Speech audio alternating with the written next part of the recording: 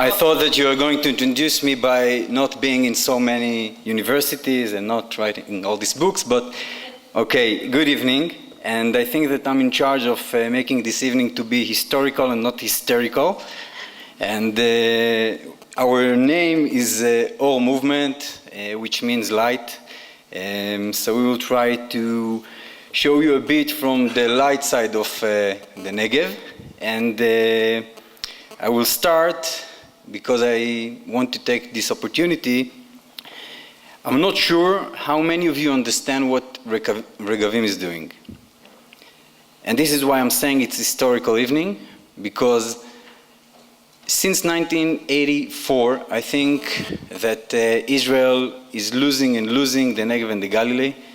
And when we came in 1999 and established a community after 15 years that no communities were established in the Negev and the Galilee, we found out that Israel is not there.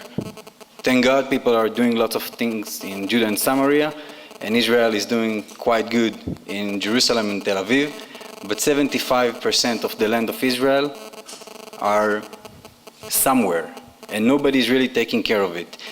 And we are from our side, and Regavim is doing a very important thing that at least 20 entities, different amutot, different NGOs from the other side are dealing with what Regavim is doing every day, with unlimited budget that allow them to appeal, allow them to make any survey, and you can understand that it's millions of dollars on the other side.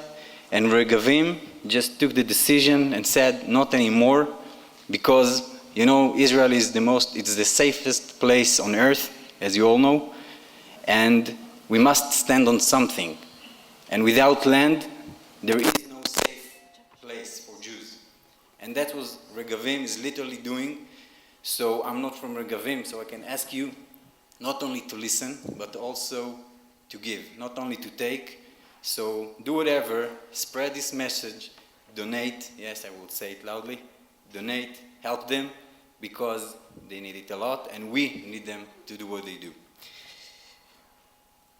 We are facing three challenges. One is the geography, and you heard a lot of it about what is the land issues that we are facing. I'll show you some things just to keep it in your mind when you spread this message out.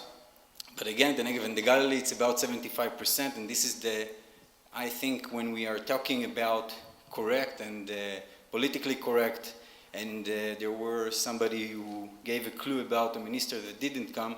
So there are some ministers that think that speaking about the Bedouins, it's not politically correct. So it means that Regavim, you are completely correct. And the demography, it's the second challenge. So these are the numbers as we can speak about them, because as you said, Seth, nobody really knows what are the real numbers. But again, all over the Negev, it's about 700,000 people, 200,000 of them. It seems so. Israel now they are trying, the government, to count how many Bedouins are there, but nobody can really get into every tent, and it's changed every second. So we have to see how many people there are, but it's around 200,000. And in the Galilee, and again, it's a night of the Negev, but in the Galilee, the majority is already Arabs. We said non-Jews and Jews because, as Professor Israeli said, it's Arabs and Bedouins. It seems that they all want to be Palestinians because this is the best thing. You get the best dollars to be Palestinians, so it's really worth it. And the third thing, and I think that Regavim also brings it, it's the spirit. Because you know we can build many ships, but without the wind, and in Hebrew it's the same word, spirit and wind, nobody can move things, nothing will move forward. So these are the three challenges that we are facing. You recognize this map? In 1948 we were offered to accept this map as the Mapat HaChalukah to divide Israel. So you can try to help me to find the differences, but it won't be so hard because there are no differences. And today,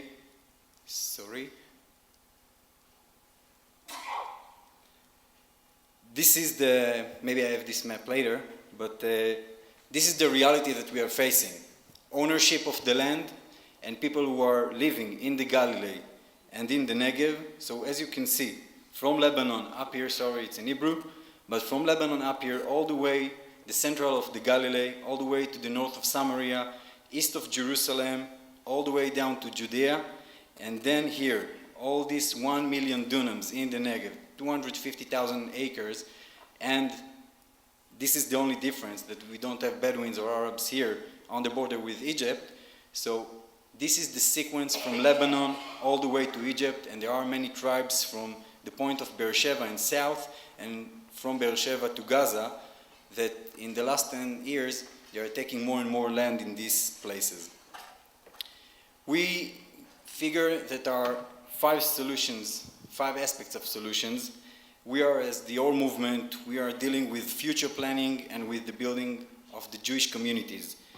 But there are 3 other parts that are really necessary, and Regavim is taking care of them.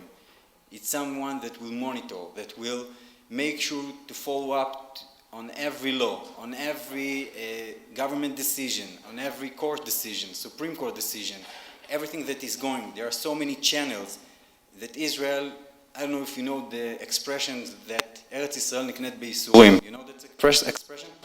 We say Eretz Yisrael niknet be'ishurim. Okay? Everything you must get ishur and to move forward, and somebody should face and be there when they are claiming. We should be there, because just to share with you, you mentioned Hiran.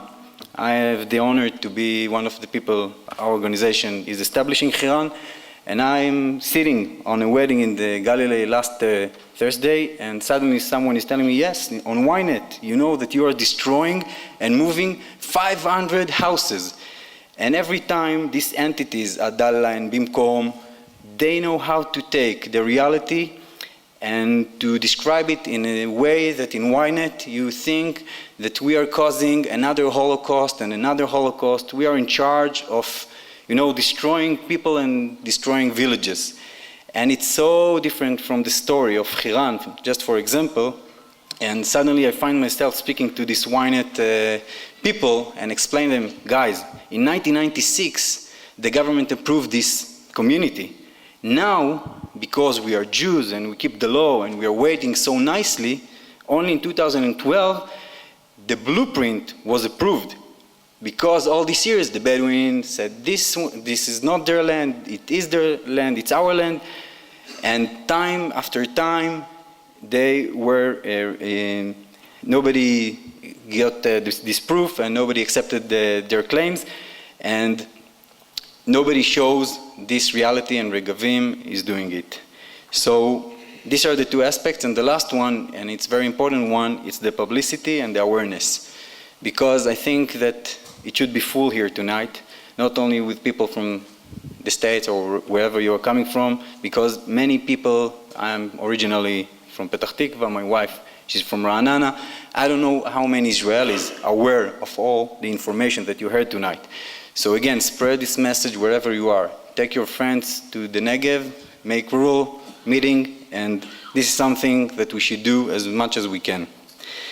I want to give you one example of what we are doing, because there is a lot of optimistic approach and hope. And this is, and again, I'm sitting, this is the place that today we call it Givot Bar. Here you can see Rahat. Rahat, it's 45,000 people, Bedouin city. And by the way, Faiz is the mayor that, as Professor Israeli said, he was elected by the Islamic movement. And in the first week he was elected, and it's a very sophisticated, complicated battle that we're fighting. Because Bedouins are like Jews in one thing. You have 200,000 Bedouins, you have 400,000 opinions, okay? And we are going to meet them, because when you talk about them, they are human beings, they are not animals. We cannot describe them, we cannot say that it's somewhere else. You meet them, you speak to them, and you see that in reality, it's not about bad and good. It's not dark and light. It's much more sophisticated and complicated. And if we are not treating it this way, we will lose this battle. Because a third of them, we can call them a challenge. The majority want to be Israelis, as far as we find out. They want to live in their villas. They want to have one wife. It's enough. And I'm telling you that this Faiz is telling us, you know what is my biggest problem? I thought, I don't know, maybe schools, this is what all of them are saying. And he says, the illegal building in Rahat. And I'm looking at him and say, I don't believe it. He says, yes, I cannot control them. I need you, Israel, the Israeli government, to have a policy. I need you to implement this policy. Otherwise, it's a crisis for us. We cannot live. And this is an Islamic movement guy. And then we are going to a tour in Rahat, and I asked him, don't you have any playground? And then he started to yell. We had some donors in the cars. Yeah, I don't have any playgrounds, blah, blah, blah. And then I see something that looks like a playground. And I ask him, Faiz, what is it? Yeah, they burned the last one as well. So it's very, very complicated. We have to know much about it. But the story about Givot Bar, it's the story of the other 6 communities that we established. So it was located here. And Rahat, as I said, it's 45,000 people that are living in Rahat today. All this area, and this is the way it works. The different tribes, okay, never mind their names now, they are moving south, taking a tent. You know, we are very spoiled. In the age of 12 as a Bedouin, you know how to take a tent, you know how to take the fence, and you take a mile away, and you say, this is the new border. And step by step, they get all the way. Today, there is a road here, but there was no road because there was no Jewish presence. Once there is a Jewish presence, it brings life, it brings spoiled Jews. They ask for roads, they ask for everything, and then it creates life. And that's why we need lots of Jews to come to the Negev, both for the Jews and the Bedouins, by the way. And today Rahat is going to complete another 10,000 lots are about to be completed in this area, which means that Rahat is going to be in 4 or 5 years, 90,000 people, Bedouin city. And this is without the tribes around Rahat. So this is the reality. And then we said, what can we do to create here a block? It was, never mind the whole story now, it was a block for the students who are studying in Be'er Sheva to come back north, and how to block the Bedouins from creating another sequence in the Negev. And then it's all about people. So we found a family. This is, for example, the Kedar family that decided to come to live. She is from UK originally. Many miracles are happening when you're starting to move forward and believe, and Israel needs it a lot. And in 2005, that's the situation. We started in 2004. They called us Choma Migdal. One night, we just brought this caravan, but Israel is Jews. We cannot do it one night because this was before 1948. We created, let's say, the legal environment and all the documents that we needed to make sure that in the morning it will be legal. It took us 2 years to arrange it and one night to bring 14 families.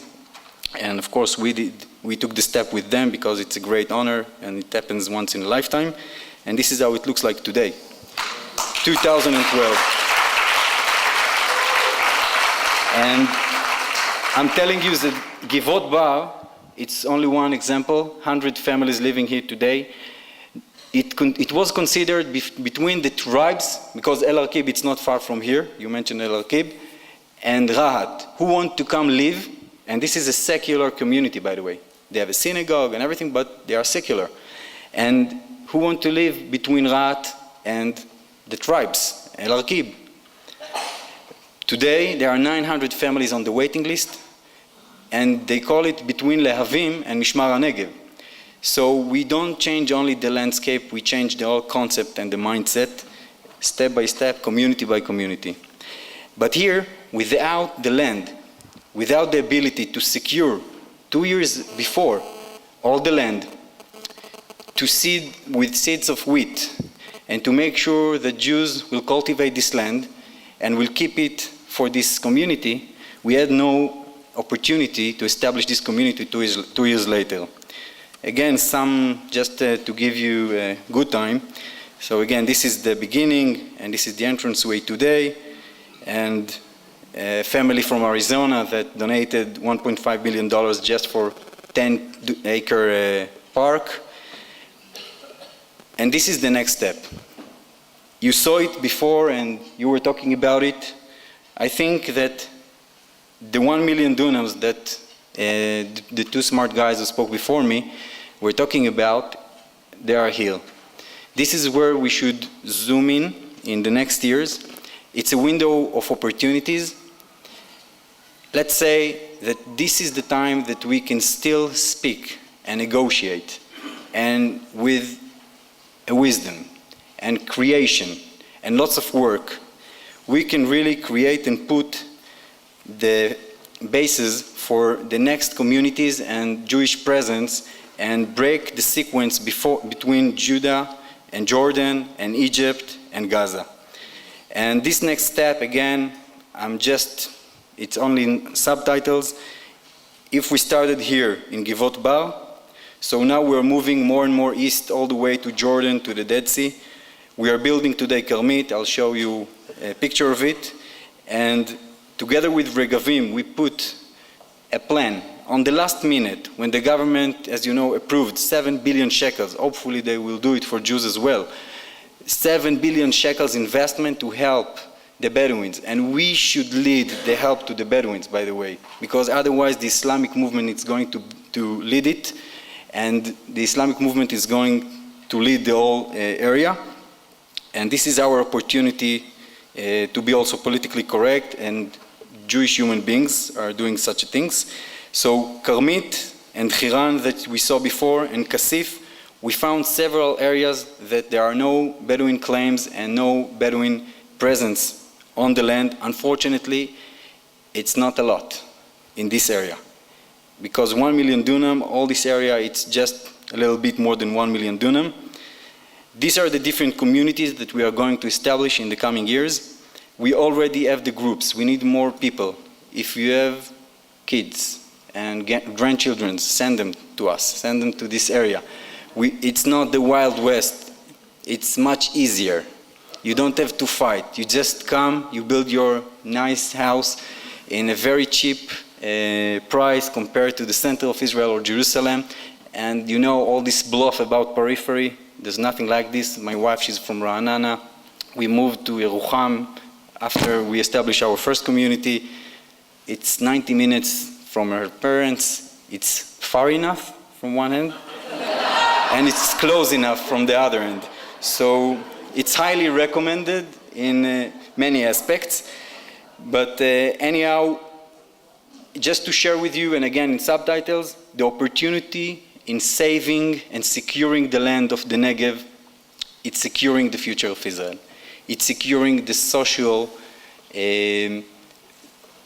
future as well, because each of the communities are secular and religious communities. There are community, for example, Kasif, it's a new Haredi ultra-Orthodox city for 12,000 families. Because in Israel today there are ultra-Orthodox that are going to the army and they have no home to come back. So you need to find solutions in all these aspects.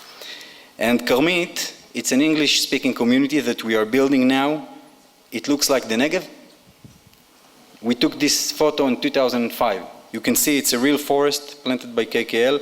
This is the first phase. We already, the earth movement for 500 lots is already in process. We have 96 families of English speakers that decided to move to this community, and we expect more to join them. So this is a practical point. And the last thing and the most important thing, again, I think that we all should believe in ourselves and believe in the future of Israel. Help Regavim, because there's only one thing, Am Yisrael Chai. Thank you.